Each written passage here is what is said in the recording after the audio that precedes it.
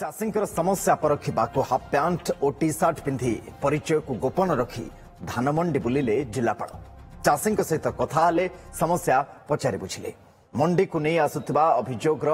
ground reality check collector Dhamnagar block अधीन कटसाही मंडी में अचानक केमती किसी ढंग जहाँ चित्र आप टेलीविजन में देखुंट छद्मवेश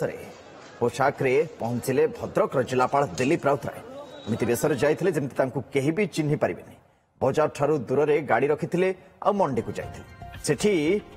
पाखापाखि 3 घंटा से रही चाषी को धान विषय पचारि मंडी में पहुंची अन्य जड़े चाषी नारे टोकन जो नहीं धान बिक्री से कहते समवाय दायित्व थिबा बाबू कहते प्राय 8 किलो पर्यंत कटनी छटनी हेब संगे संगे जिलापाल से ही अधिकारी को कारण दर्शावा शोकज नोटिस जारी करछंती या सहित तागिद भी करछंती एथरू निवृत्त न रहिले आग को बड़ कार्यानुष्ठान हेब एथि सहित जिलापाल मार्केट रे भी बुलिथिले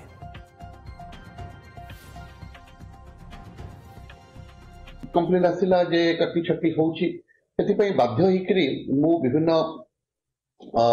बंडी परिदर्शन कली एठी चाषी मानू को कहूची जे तमे सब कथा कहबो नाही तमे जदि एमती कहबो तुमको आमे माने बेसिकली धमकी की रखुचंती तो सेही परिप्रेक्षी मु भाबिली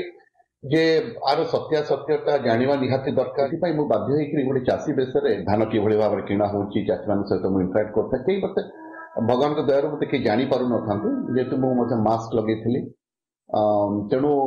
मु समग्र प्रक्रिया देखला परे मु हुद्बोध हला जे नाई जो कंप्लेन आसुची किसी कांसरे निश्चित भाव में सत्यता रही से मु से दिन फेरला परे इमिडिएटली मु एआरसीएस को डाकी करी से मंडी गाड़ी प्रोक्योरमेंट ऑफिसर अगेंस्ट आम गोटे शोकज मागिछु से तार आज उत्तर देवे समस्त मंडी